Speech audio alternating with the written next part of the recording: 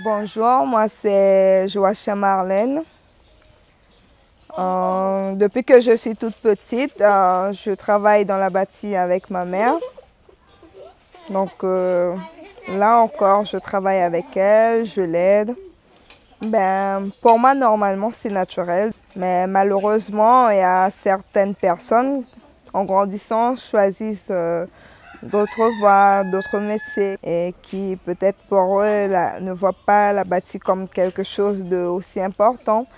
Mais pour moi, c'est notre culture, donc c'est important de le continuer, même si ça devient de plus en plus difficile, parce que ce n'est plus comme avant où la bâtie était coupée en famille ou bien par le mari.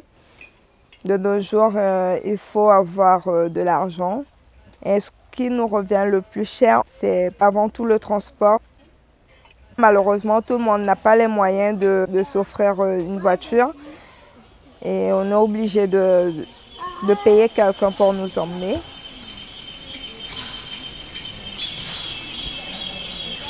Moi, quand je fais mes calculs, je constate que ce qu'on retire de la bâtie n'est pas suffisant pour couvrir les frais qu'on a pu faire pour la bâtie. Parce que même si on vend le couac, on va compter toutes les dépenses. Déjà, il faut payer quelqu'un, des jobbers pour aller retirer les maniocs. Le transport pour emmener le manioc jusque chez nous. Il faut payer quelqu'un pour le broyer. Et quand on compte tout ça, si on a retiré beaucoup de manioc, il nous faut aussi des jobbers pour nous aider à faire le couac. Donc, on ne gagne pas beaucoup.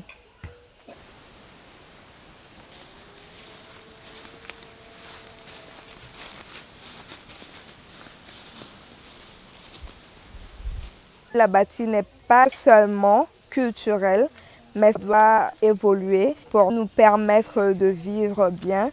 Nous, ce qu'on a appris, c'est la bâtie traditionnelle, c'est-à-dire planter le manioc, les racines, les bananiers. Mais aujourd'hui, pour pouvoir vendre, il faut faire du maraîchage, des légumes, des fruits. On est sûr que même si on n'a pas de manioc, au moins on a des fruits ou bien des légumes pour compenser un peu ce qu'on a dépensé dans la bâtie. Et ces trucs-là, les gens ne faisaient pas avant. On plantait des concombres dans la bâtie occasionnellement, mais ce n'était pas pour revendre. Pour moi, le plus urgent, c'est de s'installer sur la bâtie.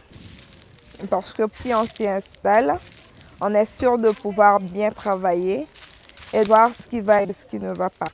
Si ton bâti à plusieurs kilomètres, il y a la saison où tu plantes les tiges de manioc, le maïs, du riz, des trucs comme ça. Ça va être plus difficile de travailler. Mais si tu vas une fois par semaine, tu ne vas pas pouvoir vérifier s'il n'y a pas, par exemple, des fourmis de manioc qui viennent pour manger ce que tu as planté.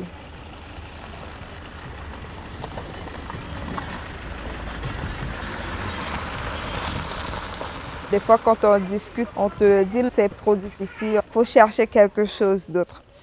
Et moi, j'ai envie de dire aux jeunes que si on a des aides placées comme il le faut, puis on fait au moins 5 hectares, la bâtie, ça peut devenir un métier. Les produits se vendent bien.